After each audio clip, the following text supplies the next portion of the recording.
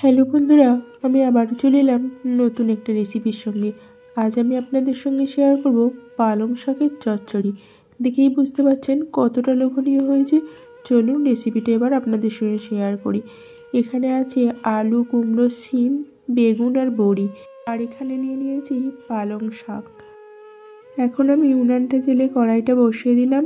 কড়াইটা গরম হলে দিয়ে দিলাম গোটা জিরা। এটা একটু অল্প নাড়াচাড়া হলে জাস্ট গরম হলেই তুলে নিতে হবে, পুড়ে গেলে কিন্তু তিতা হয়ে যাবে।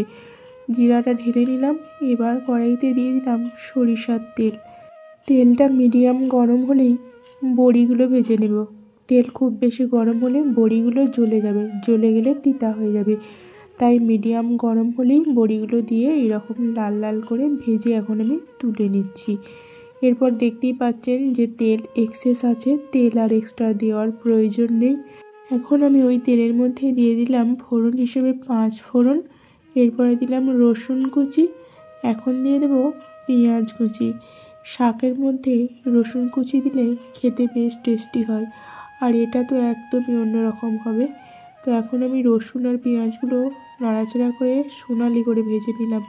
এরপরে দিয়ে দিলাম আদা বাটা। আদা বাটার ওপর দিয়ে দিলাম অল্প একটুখানি হলুদ গুঁড়ো, যাতে তেল না ছিটিয়ে যায়। পরে আবারও হলুদ দেব। এখন আমি একটু নাড়াচাড়া করে আদাটা ভেজে নিলাম, যাতে খুব বেশি কষাতে না হয়, যাতে আদার গন্ধ থেকে না যায়। এরপর দিয়ে দিলাম সবজিগুলো দিয়ে এখন আমি বেশ কিছুক্ষণ কষিয়ে নিলাম। আলাদা আলাদা করে ভাজলে অনেক টেস্টি হয়, বাট সেটা অনেকটা রিচ হয়ে যায়, অনেকটা আনহেলদি হয়ে যায়। এরপর দিয়ে দিলাম লবণ, হলুদ, লঙ্কার গুঁড়ো আর আগে থেকে ভেজে রাখা গোটা জিরার পাউডার। এরপরে দিয়ে দিলাম কয়েকটা কাঁচা লঙ্কা। শুকনো লঙ্কা খুব বেশি দিলে আনহেলদি হয়ে যাবে, আনহাইজিনিক হয়ে যাবে, সেই কারণে কাঁচা লঙ্কা দিয়ে ব্যালেন্স করতে হয়। আর জিরা গুঁড়ো আগে থেকে করে রাখলে তার টেস্টটা চেঞ্জ হয়ে যায়, তাই এই সময়তেই জিরাটা ভেজে গুঁড়ো করলে তার টেস্ট বা ফ্লেভার অনেকটাই অন্যরকম হয়।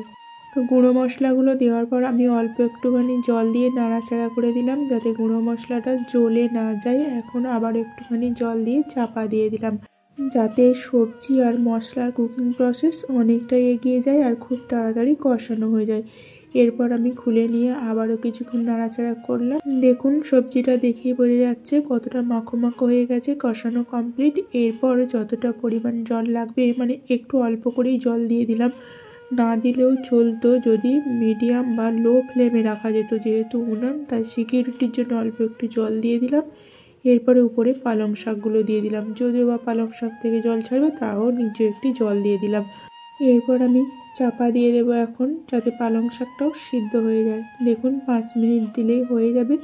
দেখুন পালং শাকটাও সিদ্ধ হয়ে এসেছে। এখন আমি অল্প একটু নাড়াচাড়া করে দেব, যেহেতু জল দেওয়া হয়েছিল আর পালং শাক থেকেও একটু জল ছেড়েছে, তাই জলের পরিমাণ একটু বেশিই আছে।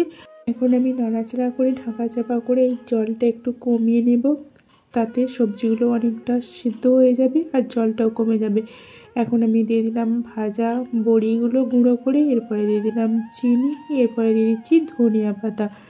দেওয়ার পর আমি একটু নাড়াচাড়া করে দেবো, যাতে সমস্ত মশলা, বড়ি গুঁড়ো সব কিছু মিক্স হয়ে যায় সবজির সঙ্গে। তারপর আমি আবারও কিছুক্ষণের জন্য ঢেকে দেব। এখানে আমি পালং শাকে চিনি দিলাম, কারণ কুমড়োর তরকারি আমরা একটু মিষ্টি মিষ্টি খেতে ভালোবাসি। এই রেসিপিটিতে কুমড়ো, চিনি আর ভাজা জিরে গুঁড়ো দেওয়ার কারণেই একদম অনবদ্য স্বাদের হবে। তো বন্ধুরা, রেসিপিটা আমার কমপ্লিট। আপনাদের কেমন লাগলো অবশ্যই কমেন্ট করবেন, আর স্বাদটা পেতে হলে অবশ্যই রেসিপিটা ফলো করে বাড়িতে একদিন বানিয়ে নেবেন। অবশেষে বলবো, সুস্থ থাকবেন, ভালো থাকবেন। আবার দেখা হচ্ছে পরবর্তী ভিডিওতে নতুন একটা রেসিপির সঙ্গে।